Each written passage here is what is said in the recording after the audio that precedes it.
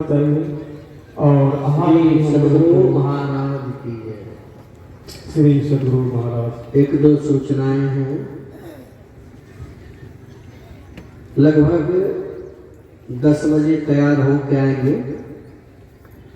दीक्षा का कार्यक्रम होगा। जो कोई दीक्षा लेना चाहते हैं उसके लिए शर्त है कि कम से कम 6 महीने से मछली मांस अंडा इत्यादि छोड़ दिए हों और प्रतिज्ञा किए हों कि जीवन में कभी नहीं खाएंगे मछली मांस अंडा इत्यादि, वही व्यक्ति दीक्षा लेने का अधिकारी है।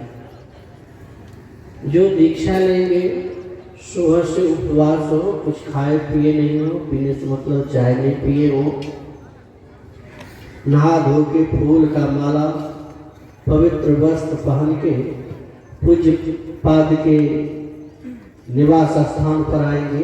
यह जो नई मकान बन रहा है जो आश्रम का निर्माण में, उसी के छत पर पूज्य बाबा रहेंगे रूप में, और वहाँ तैयार होकर आएंगे। दीक्षा दिया जाएगा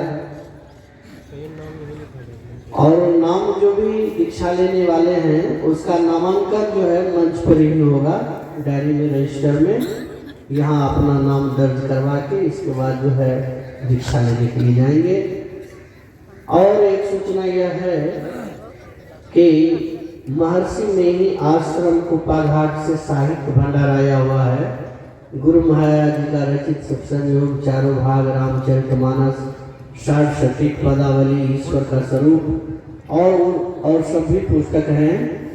और पूज्य पाद द्वारा रचित पुस्तक है अपने गुरु के याद में। अपने गुरु के याद पुस्तक में आप पढ़ेंगे गुरु महाराज जी एक बार हल्के हो गए थे, अश्वत्थामा को कैसे उद्धार किए, पगड़ी को कैसे ठीक किए, और उस पुस्तक में बहुत सारे गुरु महाराज का तस्वीर है। जलते हुए चिता से भक्तों को आशीर्वाद दिए हैं और बहुत सारे औषधि का नाम दिया गया है उस पुस्तक में। और एक पुस्तक है महर्षि में ही दिनचर्या उपदेश। गुरु महाराज जी के समय में गुरु महाराज जी प्रवचन करते थे और गुरु महाराज जी कब टहलते थे, कब सोते थे, कब बैठ के ध्यान करते थे, कब भक्तों को उपदेश करते थे, उनके दिनचर्या के बारे में पूज्यपाद विस्तार रूप से लिखे हैं। पुस्तक का नाम है महर्षि में ही दिनचर्या उपदेश। एक पुस्तक है साधक की। साधक को साधना करने में सफलता कैसे मिले, कैसे उन्नति हो, साधक को किस मुँह बैठ के ध्यान करना चाहिए, कब कब ध्यान करना चाहिए, किस मात्रा में भोजन करना चाहिए। और उस पुस्तक में भगवान बुद्ध के कई जन्मों के बारे में पूज्यपाद वर्णन किए हैं। तितिर जोनि में गए थे, हाथी जोनि में गए थे, गिद्ध जोनि में गए थे, बंदर जोनि में गए थे। विस्तार रूप से पूज्यपाद उसमें वर्णन किए हैं भगवान बुद्ध के बारे में। पुस्तक का नाम है साधक। और एक पुस्तक है महर्षि में ही चेतन चिंतन, जो कि पुस्तक नहीं थे, कल छप के प्रकाशित होकर आया है। और उस पुस्तक में जो है सत्संग योग, चारों भाग में जो चतुर्थ भाग है, गुरु महाराज जी साधना संबंधित बात को खुलासा किए और उसमें बहुत सारे कठिन शब्द का प्रयोग किए थे। और पूज्यपाद को गुरु महाराज जी सरल से सरल भाषा में समझाए थे। वही पुस्तक में पूज्यपाद एकदम सरल से सरल भाषा में लिखे हैं। पुस्तक में उन्मुनि घाट, संत शिरोमणि घाट, साधना संबंधित में जो है विस्तार रूप से वर्णन किए हैं। पुस्तक का नाम है महर्षि में ही चेतन चिंतन। और एक पुस्तक है परमात्मा प्राप्ति के साधन। परम प्रभु परमात्मा को प्राप्त करने के लिए संसार में क्या साधन है, कैसे परम प्रभु परमात्मा को प्राप्त किया जाए। और उस पुस्तक में पूज्यपाद का जीवनी लिखा गया है संक्षिप्त रूप में। और उस पुस्तक में बहुत सारे प्रवचन का संकलन किया गया है। और इस पुस्तक में जो है औषधि का नाम दिया गया है। जैसे आपके घर में बालक है, आप कहते हैं अपने बाल बच्चे को पढ़ने के लिए, उसको पढ़ने में मन नहीं लगता, तो उसको पढ़ने में आप जोड़ देते हैं, पढ़ने के लिए, पढ़ने में मन नहीं लगता। लेकिन विद्यार्थी पढ़ते हैं, याद नहीं होता है, तो याद कैसे हो, पढ़ने में कैसे रुचि जगे। और बहुत विद्यार्थी हैं याद करते हैं, याद नहीं होता है, याद कैसे हो, इसके लिए औषधि का नाम दिया गया है उस पुस्तक में। आप पढ़ेंगे तो उस पुस्तक में आप कैसे बाल बच्चे को पढ़ाने के लिए, उसका स्मरण शक्ति तेज करने के लिए आप वह पुस्तक को पढ़ के और औषधि खरीद के देंगे, उसको समय समय पर देंगे तो पढ़ने में तेज हो जाएगा। पुस्तक का नाम है महर्षि परमार्थ प्राप्ति के साधन, और ये पुस्तक है संत प्रेरक संत संस्मरण। इस पुस्तक में आपको गुरु महाराज के समय में एक डायरी था, और वह डायरी को लगभग 100 साल से अधिक हो गया, और गुरु महाराज जी अपने हाथों से उस पुस्तक में, उस डायरी में लिखे थे। बहुत सारे संतों का जीवनी लिखे थे, और उस पुस्तक में लिखे हैं गुरु नानक देव जी महाराज के गुरु संत कबीर साहब है। ऐसे ऐसे बहुत सारे संतों का जीवनी लिखे हैं गुरु महाराज जी। और वह डायरी जो है पूज्यपाद के पास था, और उसी डायरी को हूबहू पूज्यपाद छपाए हैं। एक तरफ गुरु महाराज का हस्तलिखित है, और एक तरफ उसको टाइपिंग करा दिया गया है ताकि पाठक को पढ़ने में आसानी से पढ़ सके।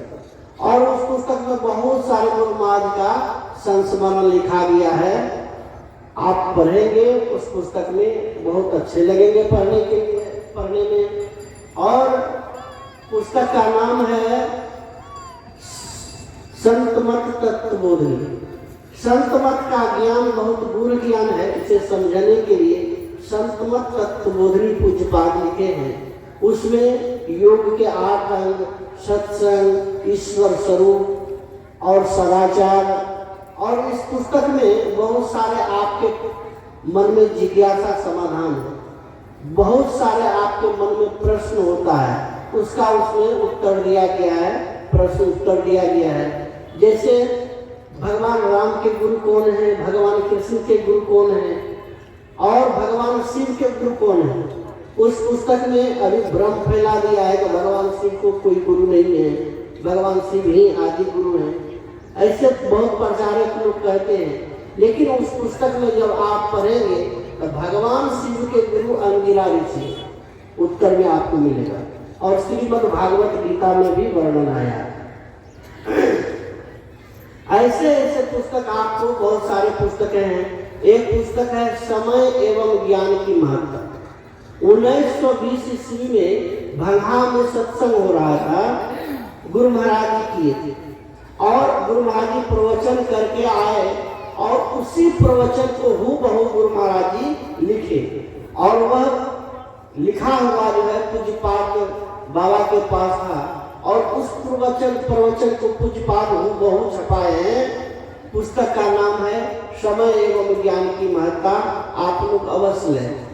और सभी पुस्तकें हैं, आप लोग संदेश के स्वरूप लें। स्वामी नरेशानंद बाबा द्वारा रचित पुस्तक है मन प्रसन्न भजनावली, ब्रह्मजीव की एकता।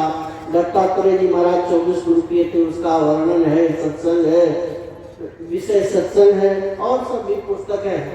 और हम लोग जो यहाँ सत्संग सुन रहे हैं, देख रहे हैं, तो एक है संतमत साधना चैनल। संतमत साधना चैनल पर आप YouTube पर जाएंगे तो पूज्यपाद का प्रवचन मिल जाएगा, और संतमत प्रचार MM, तो संतमत प्रचार MM में आप जाएंगे और पूज्यपाद का प्रवचन देख सकते हैं।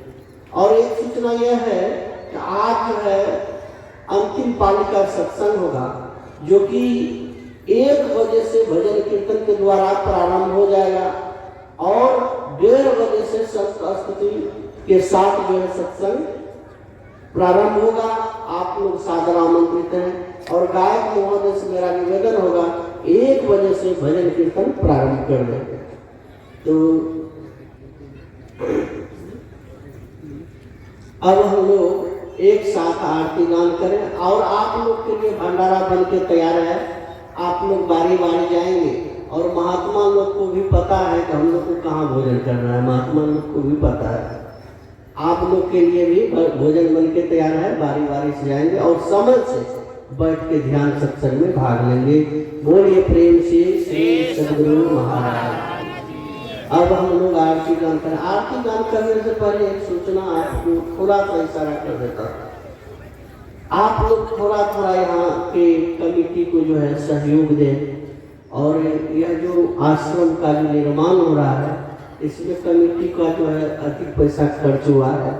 आप लोग के सहयोग से ही यहाँ जो है कई कट्ठा जमीन लिया गया है। 15 कट्ठा लगभग जमीन खरीदा, 12.5 कट्ठा जमीन खरीदा गया है, और यहाँ जो है मकान का निर्माण हुआ। आप लोग जो कुछ पैसे देते हैं या दान के स्वरूप देते हैं, उसी पैसा से मकान भी बना है। और यहाँ के जो सत्संग आयोजक कमेटी है उन लोग के ऊपर कर्ज भी है। अगर यदि आप लोग थोड़ा थोड़ा सहयोग करेंगे तो आप लोग को सहयोग से हो सकता है वह कर्ज से मुक्त हो जाएगा। तो आप लोग थोड़ा थोड़ा सहयोग करेंगे। बोलिए प्रेम से श्री सद्गुरु महाराज। अब हम लोग आरती गान करें। आरती